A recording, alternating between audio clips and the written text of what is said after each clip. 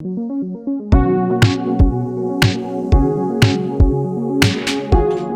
hello folks, welcome to Saving Miller.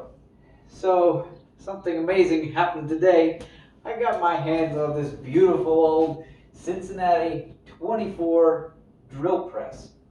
This thing is just absolutely massive when it comes to drill presses. They have made a few bigger ones, but this thing is really, really big. So of course I have to jam this thing into my tiny shop that has no room at all, and I have to somehow make this thing work. So basically I found a deal I couldn't refuse, and so I said yes, this is something that is going to need to be added to the Saving Miller shop.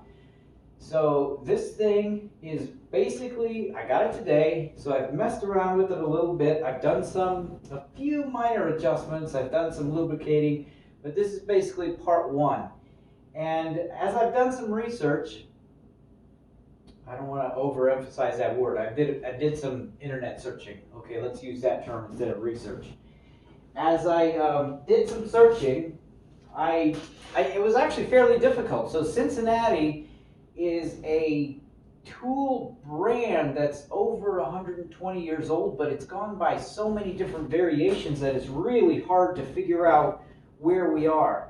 So there used to be the Bickford Tool Company, I believe, and then they merged with some kind of Cincinnati, and so it was a Cincinnati Bickford Tool Company, and they made boring machines. They similar to this, a little bit different. They have a different kind of technology for the head, and the tables are a bit different. The way they're designed, the attachment right here, definitely not the same. But Cincinnati Lathe and Tool, and I'll give you a closer look at this in a minute, apparently made this thing, and if what I found is correct, this is a 1942. And for some reason, I cannot find any other pictures or videos out there on the internet that are of this tool. Now, I didn't search long enough. Maybe they exist. Maybe I missed them. But I can't find anything. And so I don't know if this thing is rare or if maybe there weren't many made and they just simply don't really exist. Maybe there's issues with them that I'm not aware of. But as I've gone through it briefly, I think it's a pretty good machine here. I am way excited. You would not believe how stoked I am to have this thing sitting here in my shop, even though I have no room to work anymore. This thing is so cool, and it's definitely going to improve my boring abilities, and we're going to have a lot of fun getting this thing tuned up and getting it to a situation where it can be used on a daily basis. So let's take a look at this. I want you guys to see it before I really mess with it. Like I said, I lubed it up, I made some adjustments, but I haven't even turned it on. It is plugged in right now, so we're ready to do that. So you guys will get the first look at this, and then I'll do some ongoing stuff. I'm probably not going to be able to post a weekly video about this, but I'm going to try to make my Thursday video over the next few months about this thing, and show you guys sort of the process that I go through to restore it and get it back to working order. So let's take a good close look at this thing. Okay, so first of all, this thing is really, really heavy.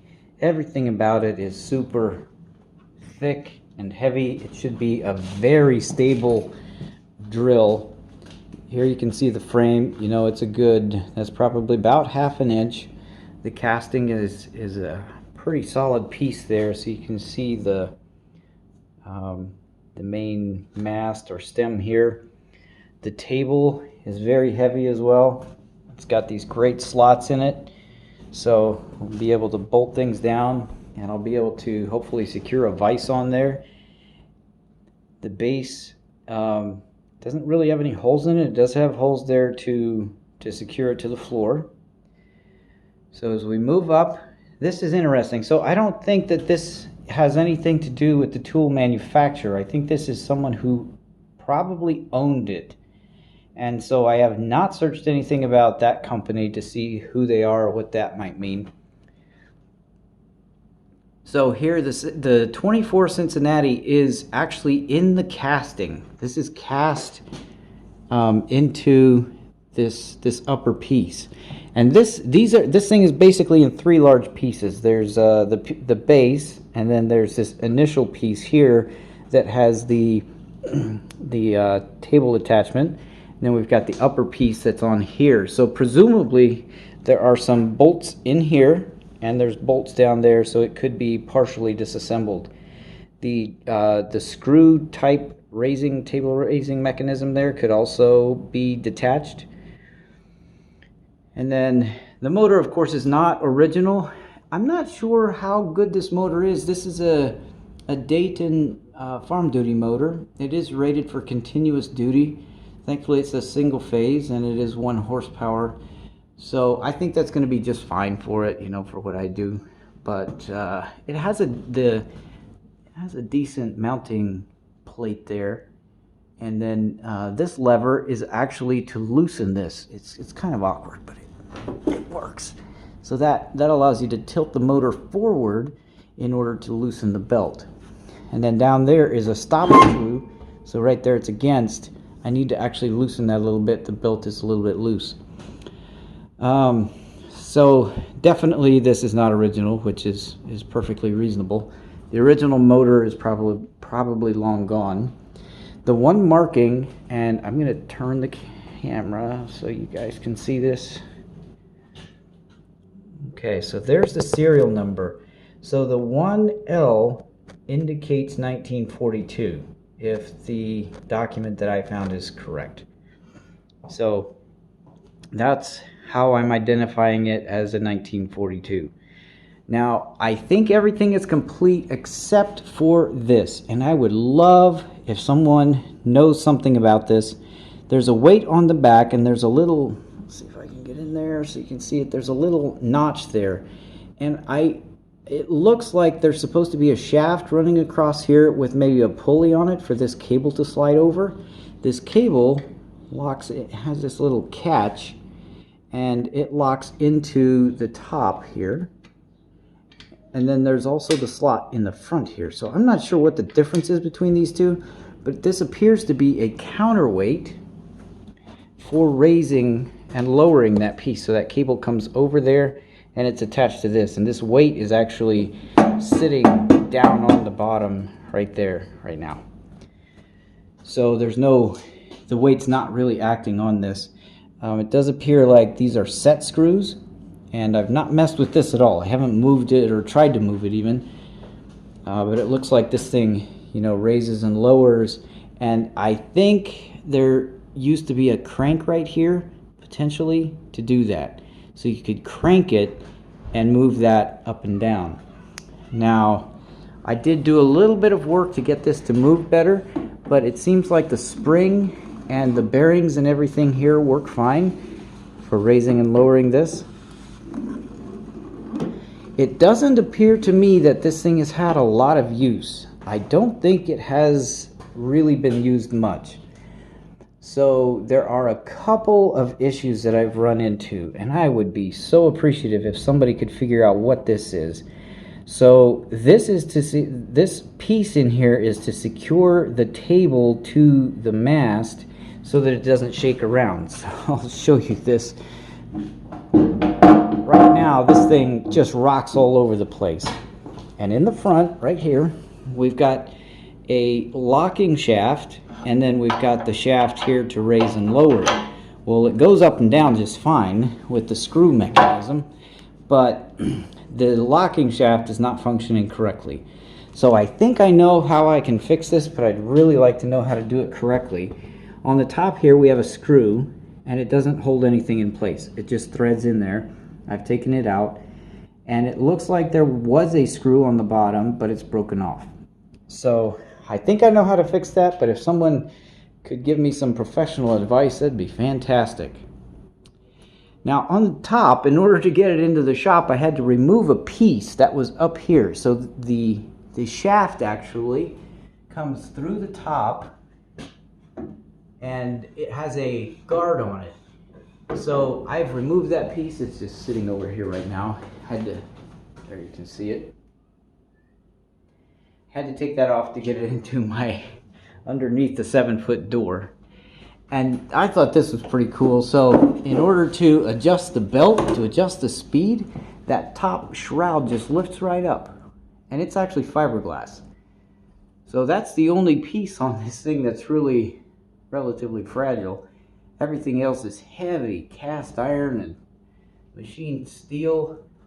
It's fantastic. So there you can get a good look at it. I would assume these pulleys are original. They are, it looks like they're aluminum. Do a little tour in there. I think the belt is in good condition, but it's not very tight. So I think everything is in good condition. So I'm going to start this thing for the first time. And I've not looked into this. I don't know what's in there. I'm assuming there's a gearbox. So I'm going to have to look at that. Hopefully nothing goes wrong there. But let's see what happens. So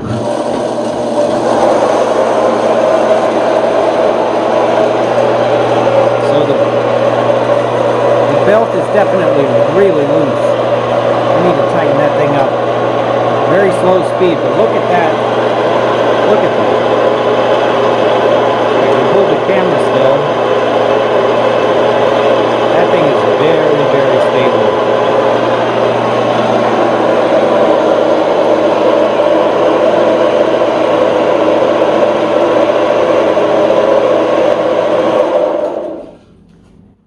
Wow, that's great. Okay, let's give this a try. See if we can put this into high.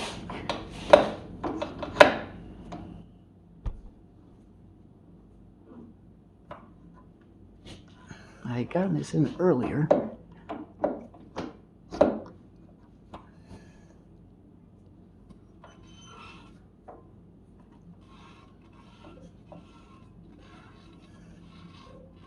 There we go. Okay, let's see what kind of speed we can get now. Oh yeah.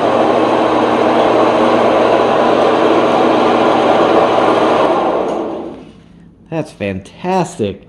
So it's got a high and a low there. So you can kind of get an idea of how it's going to work. That is great.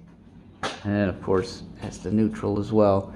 So it felt a little stiff. It seems like maybe I need to lubricate that and make sure that that gearbox is in good condition. So I'm not going to run it anymore until I can investigate. So there's part one. I know this was a little bit long, but that's what I'm starting with. Now, I haven't made up my mind as to whether I want to paint this thing or not. I think I will. I love this color, especially when it's nice. The shroud on top would really benefit from being painted, and it would just be kind of nice. I don't think I need to do any machining. I really don't want to.